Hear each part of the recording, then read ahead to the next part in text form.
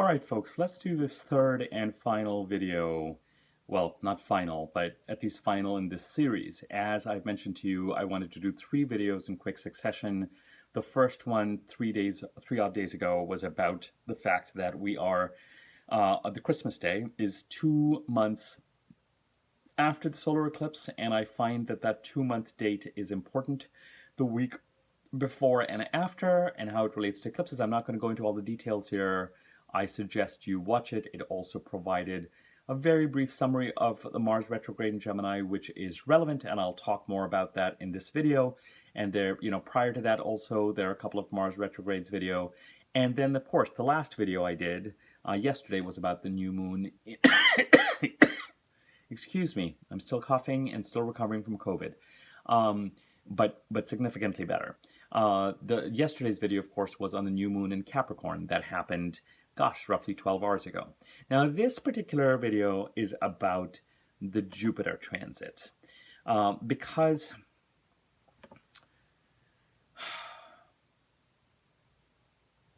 Jupiter transited from Pisces to Aries on December the 20th, 3 days ago. Let's talk about the Jupiter transit in Pisces first, because what I'm going to say about it is actually applies to pretty much all Jupiter transits. Jupiter was in Pisces from May the 13th, 2021 to July 28th, 2021. May the 13th, 2021 to July 28th, 2021. Then from December 28th, 2021 to May 10th, 2022. And then October 29th, 2022 to December 20th, 2022. So let's just say mid-May to July, all of July of 2021. January through mid-May 2022. And November, December of 2022. When Jupiter transits a sign, I always say that it ends a 12 to 13 year cycle and starts a 12 to 13 year cycle.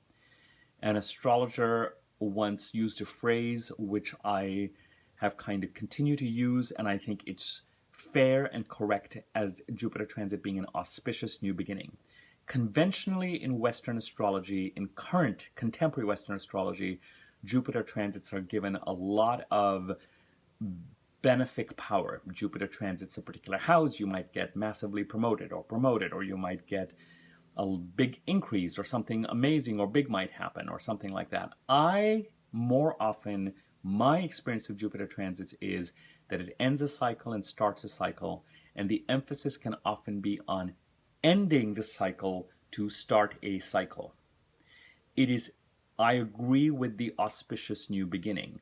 For me, it is a trickle that will turn into a river over the course of 12 years and run its course,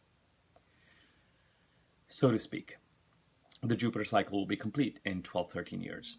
And I don't always find that a Jupiter cycle brings the kind of conventional benefits that are associated with it. I should have brushed my teeth. Anyway, sorry if I've got something stuck in my teeth. I'm just going to ignore it and carry on right now because I'm in the middle of this.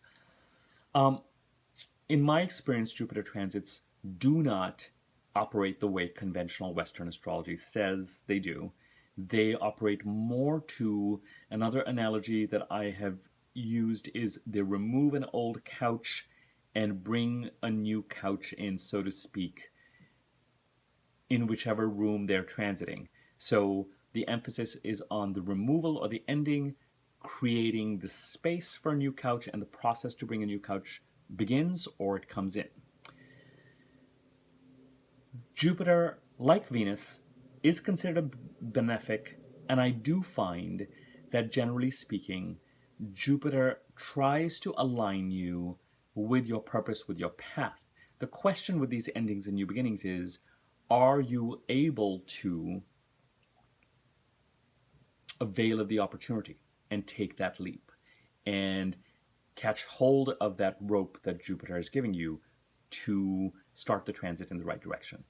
The word increasingly that I find applies to Jupiter transits, depends on the house, but is liberation. It liberates you from a cycle and from something that is no longer working and no longer relevant. And it frees you in the ending of something so that you can move in the right direction, towards a direction that suits you and is better for you and is more appropriate for you.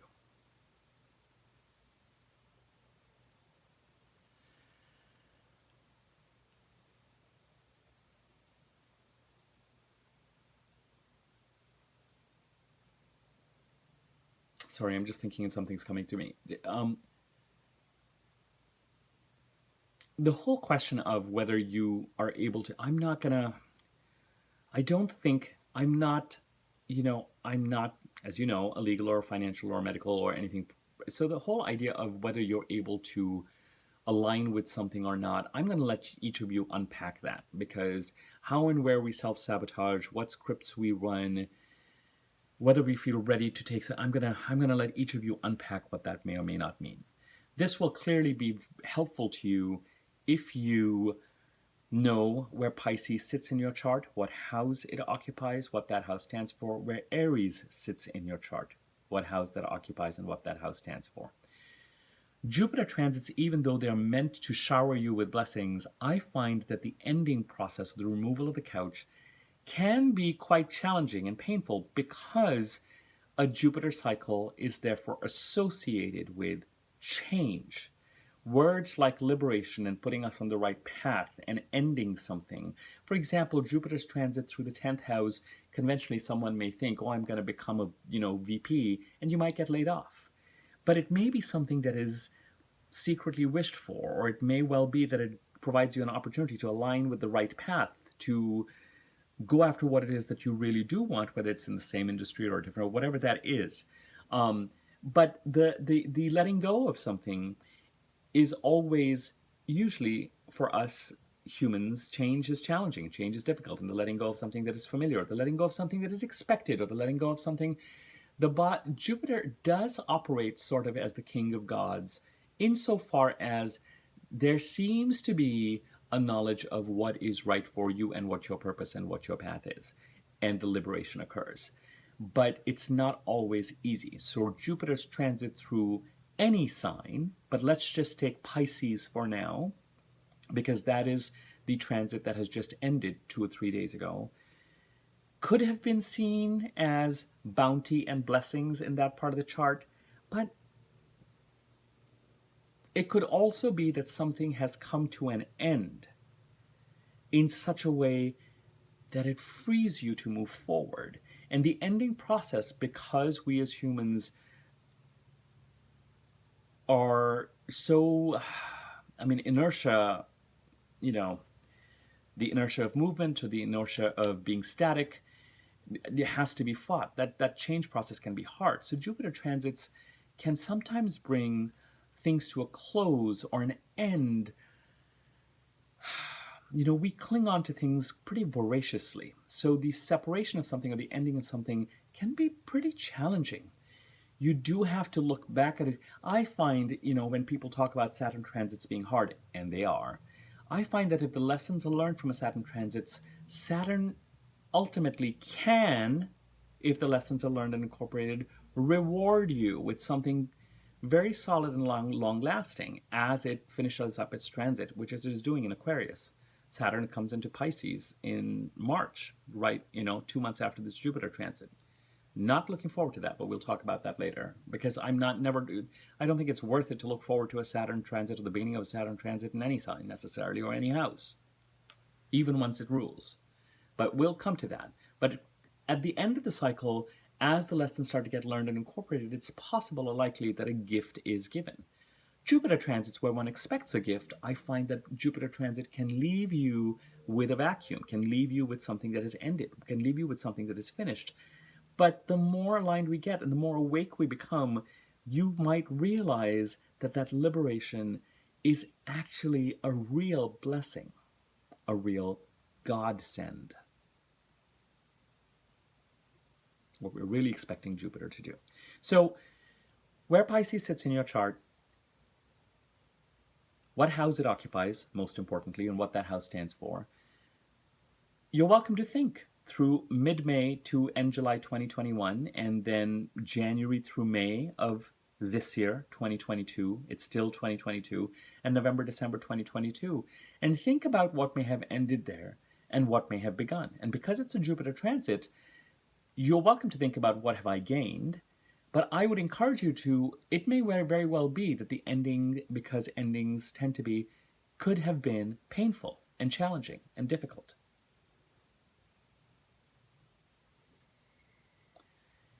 But do ask and do check if that ending allows you to move forward in a way that is truly aligned to, check and see whether what it liberates you from really frees you to move after what it is that you do want. In the ending and through the painful ending of a Jupiter cycle, check and see if it has liberated you from something and what that liberation allows for you, because it may not be small. It may be just what you need. But it doesn't mean that a Jupiter transit through any house is without conflict or is an easy ride, because endings are challenging. Now, Jupiter has already transited through Aries for a few months in 2022, specifically from May 11th to 2022 till October the 28th. So from mid-May to the end of October, Jupiter transited Aries. It moved into Aries, it went retrograde, it went back into Pisces in November, direct after Thanksgiving or around Thanksgiving, and then on December 20th out of Pisces and back into Aries. And it is in Aries till May the 16th. So from now to May the 16th, Jupiter enters Aries again to finish up what it started between May and October of this last year. So you can, if you want to think about Jupiter and Aries, think about where Aries sits in your chart, what house it occupies, and what endings and new beginnings it might be creating in that part of your chart. What endings it might be creating in that part of the chart. What is it opening you up for? What does that house stand for? Again, I will encourage you not to look at a Jupiter transit as bounty of a conventional kind, but as an opportunity for alignment with what is right for you and the ability to truly shed in a big way what is not right for you, to restart a 12-13-year cycle in this part of your chart, to create an auspicious new aligned beginning. I will leave it to each of you to ensure that you do so in a fiscally responsible manner, or in a manner that works for you and allows you to meet your requirements for any and all kinds of security. But insofar as we're talking about astrological transits, I will encourage you to look at things from that lens and see whether this aligns for you and what it is that an opportunity is, what sort of opportunity is being created through an ending. Even if that ending is challenging, I would not shy away from it.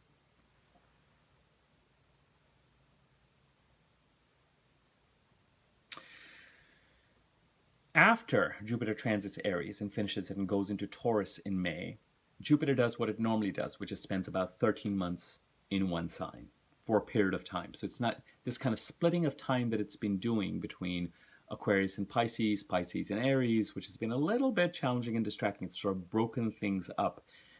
After Jupiter finishes its transit in Aries, Jupiter's transits are going to become complete 13-month cycles in each sign for a while. So certainly in Taurus, it'll be 13 months, Gemini 13 months, and that's what we're usually used to. It goes direct, it goes retrograde, it goes direct in a sign and moves on to the next one within 13 months or so. So that's where it's going to go. Now, in Aries, a lot of Jupiter's activity is going to become more intensified as we head into March and April. Venus conjuncts Jupiter, conventionally considered the luckiest transit of the year. Again, I will really advise you to be very careful of certain types of pop Western astrology. I am a Western astrologer. I'm not a Vedic Jyotish astrologer. But be very careful of these kind of, oh my God, the luckiest transit of the year kind of stuff. But Venus conjuncts Jupiter on March the 2nd. We'll talk about that when the time is right. Jupiter conjuncts Chiron, which is transiting Aries on March the 12th. There's the first new moon in Aries on March the 21st. Mercury conjuncts Jupiter on March the 28th. The Libra full moon on April the 5th opposes Jupiter. So out of the lunations that occur in Aries and Libra, it's the Libra full moon on April the 5th that is more interesting, because when that full moon occurs, the sun is close to Jupiter and the full moon is opposing both Jupiter and Chiron, actually, at that time. The full moons are so interesting. You know, we had the last full moon that was conjunct a retrograde Mars. This full moon in Cancer on January the 6th is going to be opposite practically to a degree to the retrograde Mercury. You know, we've got the Libra full moon in April that's going to be opposite Chiron and Jupiter. So the full moons are message heavy, let's put it that way. On April the 11th, the sun conjuncts Jupiter. And then on April the 19th, we have the new moon solar eclipse in Aries, while Jupiter's still in Aries. So March 2nd, Venus conjunct Jupiter. March 12th, Jupiter conjunct Chiron. March 28th, Mercury conjunct Jupiter. April 11th, Sun conjunct Jupiter. And April the 5th, the full moon opposite Jupiter. So it's really in March and April that the personal planets and some of these other transits strike up a conversation with what Jupiter is trying to do in Aries. Now, I have separate tips and separate ideas of what, you know, each of the signs, but if you know a certain amount of astrology and you know what's going on in the houses, the question to ask is, and what to observe is, what is ending 12, 13 years? What is starting? What is being released? What needs to be released? What lucky blessing is Jupiter bringing me in the guise of through the removal, through the ending of a 12, 13-year cycle and the start of a 12, 13-year cycle? That's an opportunity to align with my true path now. That's how I would pay attention to it. And if it feels like you have only picked up some messages right now with the Jupiter transit in Aries between the middle of May to the end of October, it will become clear between now and the middle of May of 2023 what Jupiter has been intending. And so I would pay attention to that. Interestingly, Jupiter goes into Taurus in the middle of May, where the North Node eclipses have been occurring, and we have one more eclipse in October, I believe. So, you know, the sign of Taurus continues to see a lot of activity. And Saturn enters Pisces after Jupiter just left 3 days ago in March. And that is a really important transit, but I'll talk about that later. I don't want to confuse the issue. Why is all of this important and relevant? We've spent some time talking about the Mars transit in Gemini and the retrograde in Gemini. I have outlined for you in my yesterday's video, the new moon in Capricorn, the fact that the new moon and the Capricorn transits, including the upcoming Mercury retrograde, support the Taurus North Node eclipses. I have mentioned to you that in the past couple of weeks there may have been an opportunity. Now, when I use the words banquet and the tables waiting, my only concern in retrospect is I don't want it, again, to make it seem like it's millions of dollars. The word banquet or tables waiting can suggest a certain type of plenty. I'm talking about opportunities. I'm talking about openings. But I'm not also talking about nothing. I am talking about thematically, conventionally speaking, somehow a feeling that the new year has begun, and somewhere the momentum around this new year has started. Now, for each of you, your new year really starts when the sun enters, from my perspective, when the sun enters your ascendant sign or your rising sign.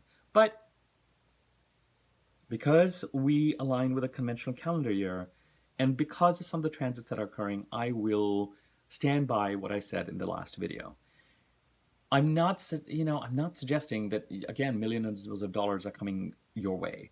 But I would certainly listen to, pay attention to where Sagittarius sits in your sign, what openings may have been created, and if those openings are converting to some sort of opportunity that has been laid out or an invitation, or what, a blessing, some opening in the Capricorn part of your chart. It could be related to the Sagittarius part of your chart or not, depending on your chart and your rising sign and where these signs sit, which houses they occupy.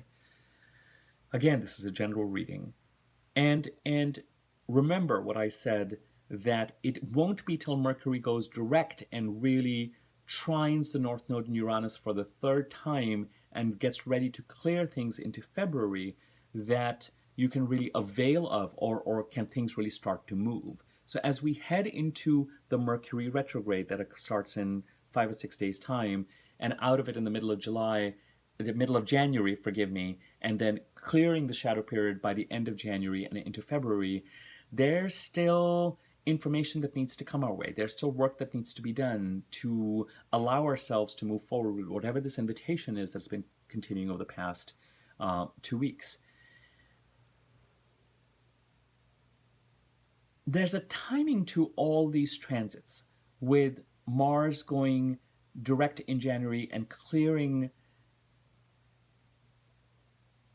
Gemini by March. And then these Jupiter transits that are happening in Aries in March that I feel are telling some sort of a combined story. What the story is,